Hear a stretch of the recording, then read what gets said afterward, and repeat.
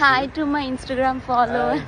Last వీడియోలో చెప్పా కదా బ్రసెల్స్లో ట్రైన్ దిగిపోయామని. దిగాక ఆలోచించాము అసలు ఎందుకు దిగామని. ఒక సెకండ్ బ్రెయిన్ పనిచేయలేదు. అసలు దేశం కాని దేశంలో మనకి అడ్వెంచర్లు అవసరమా, రిటర్న్ ట్రైన్ ఎక్కేద్దాం అనుకునే లోపల ట్రైన్ వెళ్ళిపోయింది. ఇంకా అప్పటికే ఈవినింగ్ 6:30 అవుతుండింది. సరే రాత్రి అవుతుంది కదా అని చెప్పి ఇంకా ఫాస్ట్ గా గూగుల్లో సర్చ్ చేసి నియర్ బై మంచి హాస్టల్స్ ఏమున్నాయో చూసి హాస్టల్ ప్లాన్ లేకుండా ఓన్ గా తిరగడం కష్టం అని చెప్పి నెక్స్ట్ 2 days కి డే టూర్స్, దాని తర్వాత రిటర్న్ ప్యారిస్ వెళ్ళడానికి బస్సు అన్ని ఫాస్ట్ గా బుక్ చేసేసాను. మనకి ట్రైన్ స్టేషన్స్, బస్సెస్ ఇట్లా చాలా దగ్గర ఫ్రీ వైఫై అనేది ఉంటుంది. బట్ ఇక్కడ యూరోప్ వెళ్లే వాళ్ళకి ఒక టిప్ ఏంటంటే ఫోన్ లో ఖచ్చితంగా ఇంటర్నేషనల్ ప్యాకేజ్ చేయించుకుని వెళ్ళండి. ఎంత వైఫై ఉన్నప్పటికీ మనం చాలా తిరుగుతాము అండ్ ఇంతమంది జనంలో తిరుగుతున్నప్పుడు ఫ్యామిలీ వెళ్తే లాస్ట్ అయిపోయే ఛాన్స్ ఉంటుంది. సో ఒకరికొకరికి కాల్ చేసుకోవాలన్నా లేకపోతే గూగుల్లో సర్చ్ చేయాలన్నా, గూగుల్ ట్రాన్స్లేట్ వాడాలన్నా కూడా ఇంటర్నెట్ అనేది చాలా ఇంపార్టెంట్. సో మేము స్టే చేసిన హాస్టల్ డీటెయిల్స్ నేను కింద డిస్క్రిప్షన్ లో ఇస్తాను. అనుకోకుండానే మంచి హాస్టల్ దొరికింది అండ్ మా రూమ్మేట్స్ కూడా చాలా ఫ్రెండ్లీ ఉండే అండ్ వాళ్ళు కూడా సోలో ట్రావెలర్స్ అండ్ వాళ్ళు కూడా ఏం ప్లాన్ లేకుండా వచ్చారు. సో మేము అందరం కలిసే నెక్స్ట్ డే కి బ్రూగ్స్ ఇంకా గెంట్ అనే 2 places కి డే టూర్ బుక్ చేసుకున్నాము.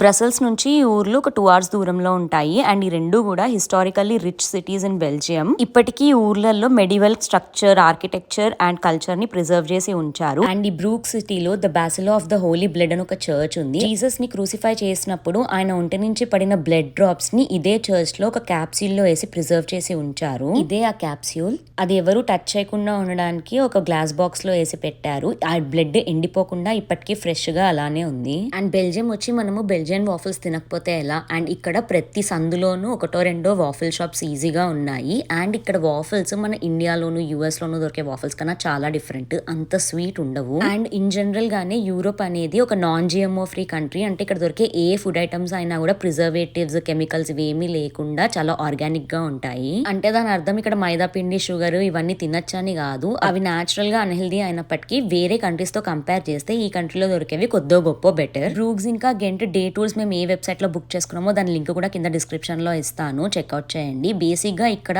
చర్చ్ కాకుండా ఇంకా చెప్పుకోదగ్గ ప్లేసెస్ ఏమీ లేవు. జస్ట్ ఆ సిటీ మొత్తం తిరుగుతూ ఆ ఆర్కిటెక్చర్ ని, ఆ కన్స్ట్రక్షన్ ని ఎంజాయ్ చేయడమే. బేసిక్ గా ఇవి హెరిటేజ్ సిటీస్. 13th century ఇల్లు ఎలా కడతారో ఇక్కడ అన్ని అలానే ఉన్నాయి. యాక్చువల్లీ ఇవన్నీ అప్పుడు కట్టినవే, జస్ట్ ఇంకా ప్రిజర్వ్ చేసి ఉంచారు. సో ఆ హై రైజ్ బిల్డింగ్స్, చర్చెస్ కూడా చాలా పెద్ద పెద్ద హై సీలింగ్స్. చూడడానికి మనం టైం ట్రావెల్ చేసి పాస్ లోకి వెళ్ళిపోయినట్టు ఉంటుంది. ఈ చర్చ్ చూసారా? ఆ చర్చ్ పైన గడియారము, this is all visually appealing. ఈ వీడియోస్ లలో చూస్తున్నా, నేను చెప్తున్నా పెద్దగా అనిపించకపోవచ్చు, కానీ అక్కడికి వెళ్ళి ఎక్స్పీరియన్స్ చేస్తేనే అది తెలుస్తుంది. అండ్ ఈ ఊర్లలో ఇంకొక స్పెషాలిటీ ఏంటంటే ఇక్కడ main source of transportation horses. అంటే టూరిస్ట్ బస్సులు ఊరి బయట వరకు వచ్చి ఆగుతాయి, కానీ లోపలంతా తిరగడానికి ఐదర్ నడవాలి లేకపోతే హార్సెస్ యూస్ చేయాలి. అండ్ బెల్జియం లో 3 different లాంగ్వేజెస్ మాట్లాడతారు. ఆ లాంగ్వేజెస్ ఏంటో మీకు తెలిస్తే కమెంట్ చేయండి.